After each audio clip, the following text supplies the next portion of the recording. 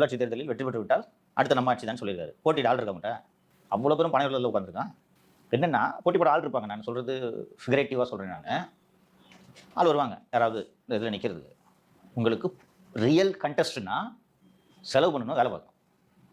ஓகேவா? உள்ளாட்சி தேர்தலுக்கு நீங்கள் போராடணும் இல்லையா?